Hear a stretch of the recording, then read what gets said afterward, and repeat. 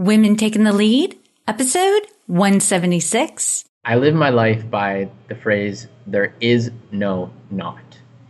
No matter what you want to achieve, no matter what goals you have in mind, no matter how hard it is, if you say to yourself, there is no not, that's putting yourself in the mindset instantly that you're gonna accomplish your goals and more. Hello, my name is Jody Flynn and welcome to Women Taking the Lead, where we are all about creating blasts of inspiration to help you overcome self-doubt so you can lead with confidence, integrity, and a sense of humor. Head over to womentakingthelead.com to join the community and get the resources to support you on your leadership journey. Now, your future awaits, so let's get started. Every child wants to be the hero of their own story. At JulesCustomBooks.com, your child plays the central role in every book, bringing joy and delight when they hear their name and those of their family and friends. Visit JulesCustomBooks.com to make your child the star of the show. Hello, everyone, and welcome to Women Taking the Lead. I'm excited to be bringing you the male perspective today. This podcast isn't just about women helping women. It's my philosophy that it's going to take both genders working together to see more women stepping up as leaders. We can gain a lot of insights from men, so I interview men who work with women around their leadership development. And as our guest today, we have Daniel Bielak. And changing the world is the reason Daniel Bielak wakes up in the morning. He's a dynamic speaker and presenter. Daniel's desire for change has led him to start the youth empowerment podcast and business, danielbielak.com. On the podcast, he has interviewed some of the world's greatest influencers, leaders, and inspirational people with a passion for entrepreneurship, helping others and changing the world. Don't be surprised if he's impacting 100,000 youth by the end of 2016 and 1 million within 3 years. Look out for him in 2035 when he is sworn into office and becomes Prime Minister of Canada. Daniel, it's such an honor to have you here. Thank you for so much for coming on the show. So that's a little intro for everyone to kind of get an idea about who you are. But tell us a little bit more about you so everyone has a good sense of who they're listening to right now. I mean, you're obviously listening to the future Prime Minister of Canada, but and we can say I knew him when. Right. But no, in a little bit more of a context tone, hi, my name is Daniel Bielak, as you've said. But yeah, no, I started off this podcast to trying to change the stigma around youth from being lazy and entitled and disrespectful and not hardworking to change that stigma into the positive and focus on the youth that are hardworking, the youth that want to make a difference in the world, and to shed a light on those that are making that impact. I love to write poetry. It's one of my, habits and hobbies that I do for fun. And I really hope that today I can empower all of you. Awesome, Daniel. And tell us where you are. Everyone's hearing a little bit of background noise, so let's make sense of that for people. Right. Yeah. So I'm actually at the University of Guelph out in Ontario. And I'm studying business, and I'm a little bit. I got here early because of the school's Wi-Fi. It's a lot better than my Wi-Fi at home, so I want to make sure this is as good of a bandwidth for you guys. So sorry for the background noise. Oh, no. It's totally fine. Just wanted to make sense of it for everybody. And Daniel, you've done a lot and you've got big goals. And if you don't mind, can you also tell people how old you are? Yeah, I'm 17 years old, and I have pretty tremendous goals. And whenever I tell people them, they're like, "Are you serious?" Prime Minister of Canada, like what? And then I tell them, yeah, I'm serious. For me, there is no not. I will achieve the goals that I set my mind to. Yeah, I love that. And the reason why I wanted you to especially tell us your age is not to say like, oh my goodness, look at this. Yeah. But I think there are so many barriers when we have preconceived notions about somebody based on their gender and their age. And I would love to break those barriers as much as possible. And for those of you who are listening, Daniel and I chatted before we started recording, and he and I are probably going to be collaborating quite a bit going forward because he really he does, he has achieved an awareness of what's important. He's got his mission. He's going at it. And I would love for you to listen from that place, because he certainly is going to change the world. But Daniel, to Aw. start, I know. Oh, I know. We're just showering love at each other. But to start us off, tell us a story about a woman who's impacted you as a leader. I mean, the one person and probably the biggest person that has impacted my life as a leader is my mom. And, maybe that's because I'm only 17, but, I look at it and I think, my story, I'll tell you that, and this will give context to why I picked my mom. When I grew up, I was born, 9 weeks premature, me and my twin sister. So if everybody kind of takes out their hand right now and looks at the size of their hand, their palm and everything, me and my sister were no bigger than that, which is kind of insane and bad. So, my sister dropped below a pound, but there was always, when I was born, everybody said I looked like an alien. I had all these tubes going inside of me, these needles pricked me, and they didn't really know what it was. All they knew is that it was asthma, and that they found out later on. And so for the first 10 years of my life, I was very, very sick, like pretty much my entire childhood. I was homeschooled in the afternoons, and during the winters, I wouldn't even be allowed to go outside during elementary school for fear that I would get sick and I wouldn't get better.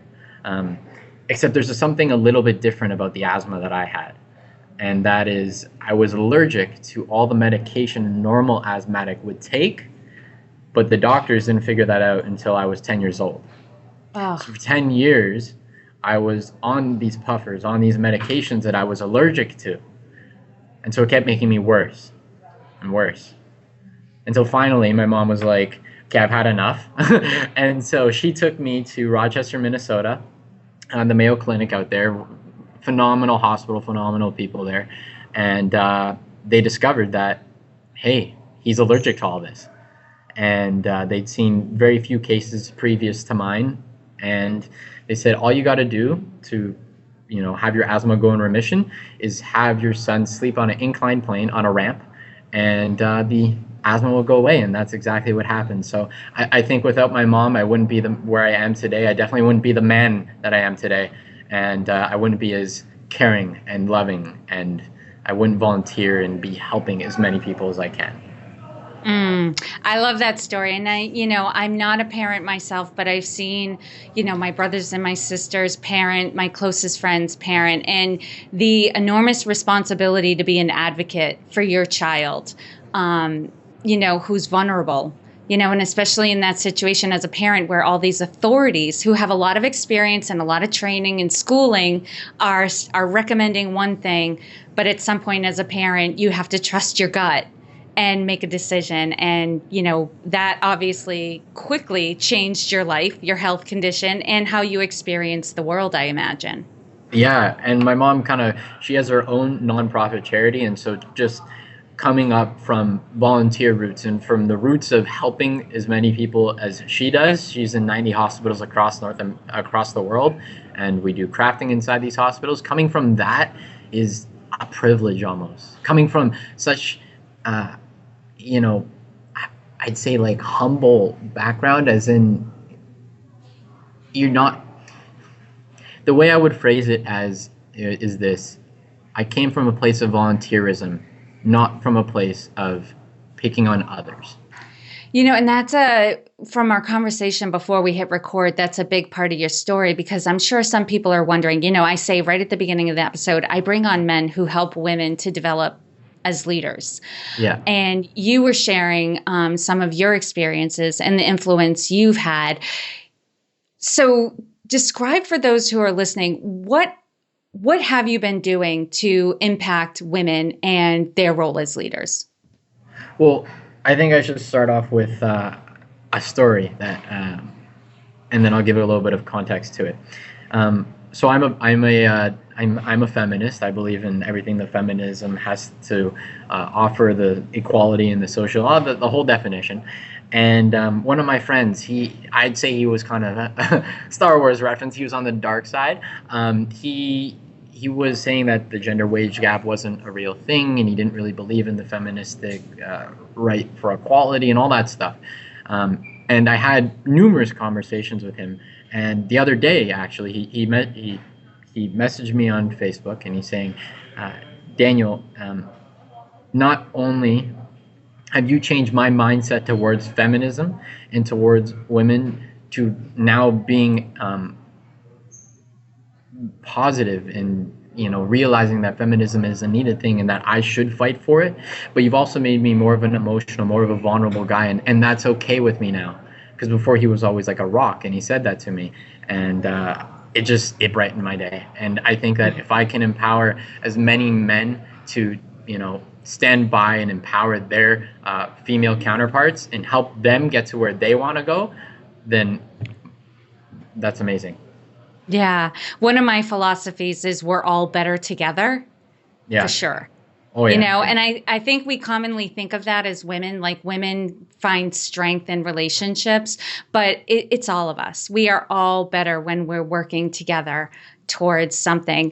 And your youth empowerment podcast and that initiative, from the chat we had when we initially connected, there's women in that community, women, young women who are making strides in their life as a result of your influence. So, I found it definitely appropriate and needed to have you come on the podcast. And like I said before, I want to interview people of all ages. You're the youngest person I've interviewed, but I've also had a woman who was in her 80s on the show as well. So it's definitely exciting you here. And Daniel, from the experience you've had, yeah, I know, so cool. Because, it doesn't matter what our age is, we're all leading in some place in our life. And, there are some people, they never retire. And, I'm someone who I wonder about retirement, because even when people retire, they go on to work on other things. They're just not so focused on, making the money anymore. Though there are many people well into their 70s and 80s that are still rocking it in business and still making money. It's just their perspective has changed on it. And what I'm curious now too, Daniel, is, what you see that hold women back. What has been your experience of leading the women in your community, and what do you see tend to be their pitfalls or the walls that they have a hard time getting through? I think the walls are very similar between men and women in that kind of aspect, but the biggest one I have to say is confidence, but not confidence as in like being extroverted and being very social, but more confidence in the ability to challenge an idea or ask questions and build on that. And the reason I say that is because, a guy by the name of Matt Waller, who was the man who actually made me openly and quite vocally supportive of feminism. He gives a bunch of statistics. He founded a company called Get Raised, and maybe you've heard of it, maybe you haven't, but Get Raised, essentially, it shows you what you should be making for the role and position that you are in. So when you give women the knowledge and the background and the opportunities, then they go wholeheartedly, 110%. Even like there's no stopping anybody or an opportunity to have the confidence to not only get the opportunity and that, but to have the confidence to question authority when you're deserving of more. Yes, I think that's a big thing for women is they tend to want to know they're going to get the outcome that they're looking for before they'll step up. They want to have more assurances. Where I've noticed with men, they don't need assurances. They're just like, of course it's going to turn out the way I want it to. 50, and they just 50 odds? Perfect. It's like 100%. Yeah. Oh, I can work with 50%. Whereas women are like, can I get it to 98%? I need more like a 70. Yeah. I'll deal with, you're right. That's probably more accurate. I mean, we love that 95 to 98% chance, but I think for women, more and more will start jumping when it's 70, 75%. Yeah. That's so true. And I love how you're bringing on people on your podcast who are helping them kind of bust through that and realize, not all the pieces have in place. There are some things you can figure out along the way. And even if even if at the end it's a quote unquote failure, you've learned so much from the experience that it was worth it to begin with. 100%. Like one of the women that I've interviewed, her interview is coming out later on this, her name was Shama Hyder. And one, I think you should definitely interview her. She is amazing. She's the CEO of the Marketing Design Group, and she does so much to empower women on her side and be a mentor for women and a guide just like you are. Very cool. Very cool. Yes. We should say that too, that your podcast focuses both on men and women so that you're getting both sides of the perspective. And Daniel, what have you been learning from the women who are a part of your community and that you've been mentoring? I've learned a lot about, it's going to sound cliche, but I've learned so much more about self-awareness of myself, being more of an emotionally open and vulnerable guy. And that has helped me a lot. Like, the women that I've helped have helped me. You understand what I'm trying to say? Yeah, absolutely. I helped coach this girl. She was getting 60s in her presentations.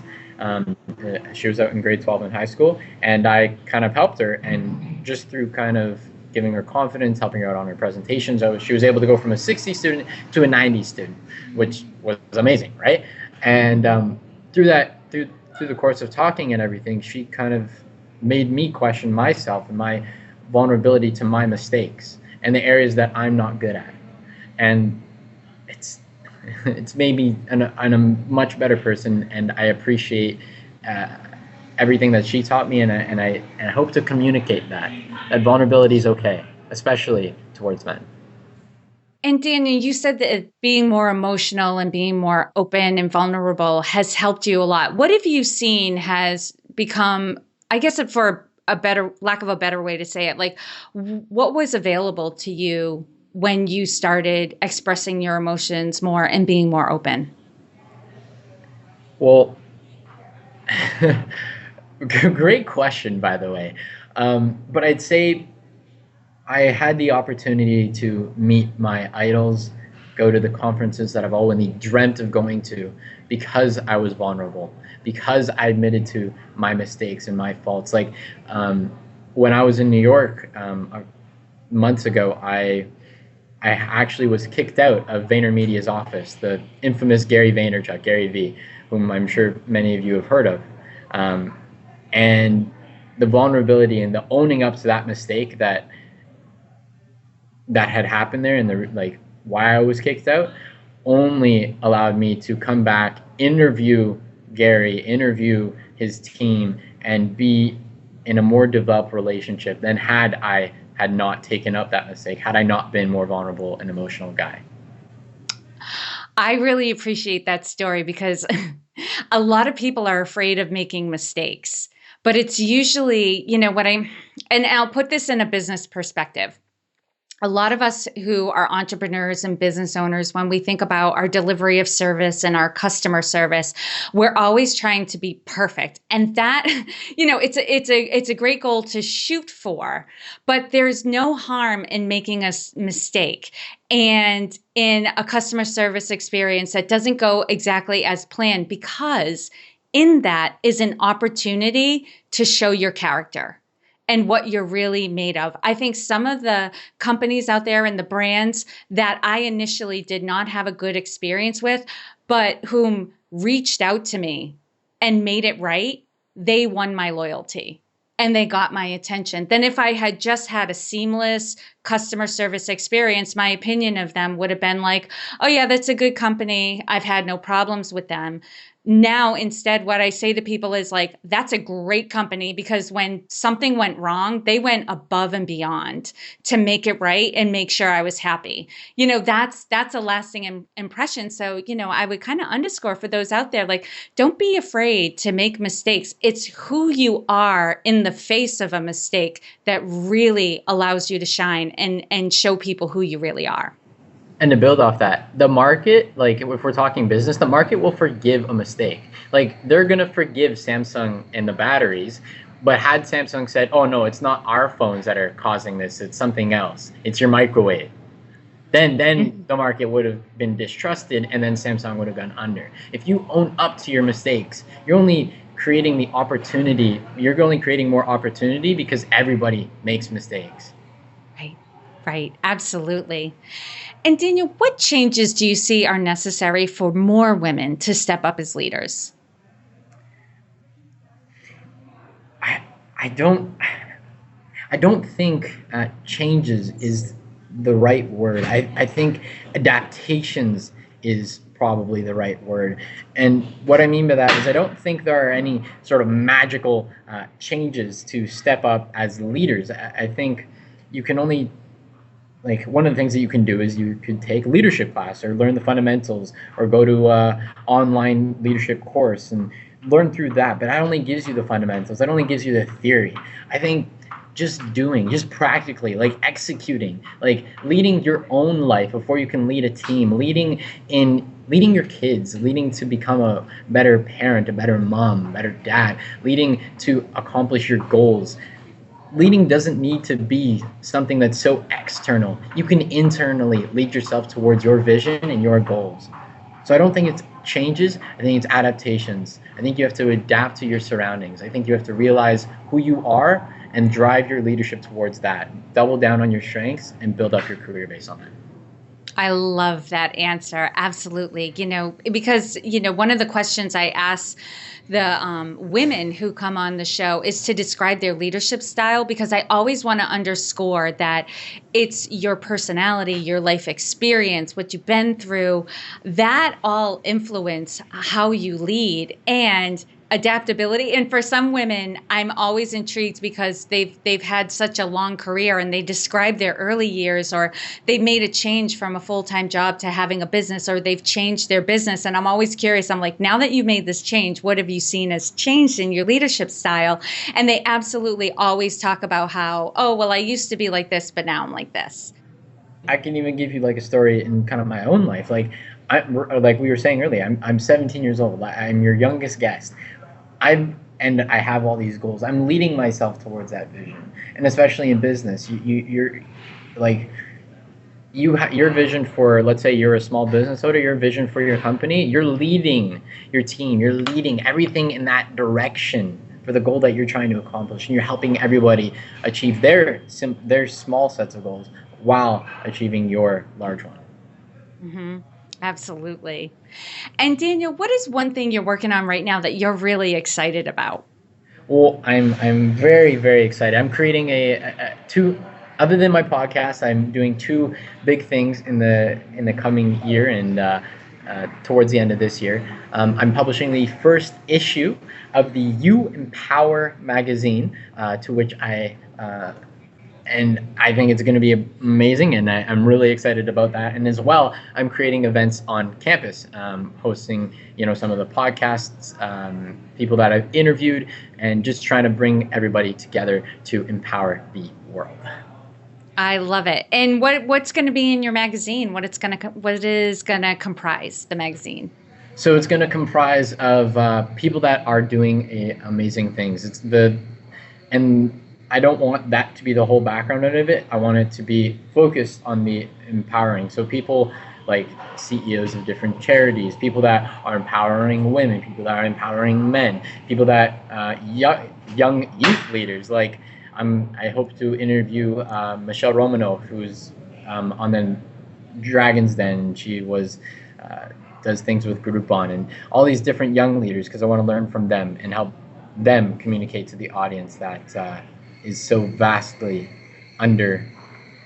underestimated. Yes, and we need more positive media out there to turn to. Well, I'll have an hour conversation just on that. Yes, I definitely agree. I just had a conversation with my brother and his wife over the weekend because they were looking for, a movie or a show to watch that night. It was like they were looking for a winding down thing. And they were between a horror movie and like a suspense movie. And I was like, if those are your two choices, go with suspense because horror movies are awful. But, not to diss anyone who loves horror movies, but they impact our psychology. And it's not just horror movies. Everything we consume impacts our psychology. And you really want to think about the media you consume the same way you think about the food you consume. The food you consume affects your physical body. The media and the information and the things you talk about and watch and listen to, that all impacts your psychology.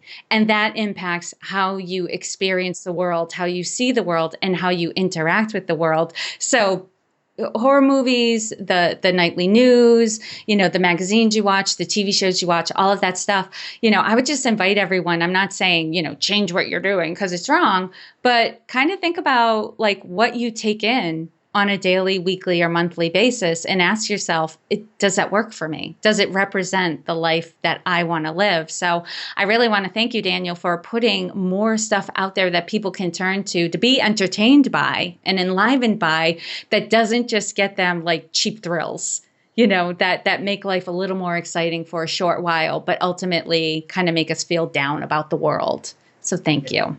It's my pleasure. Yeah.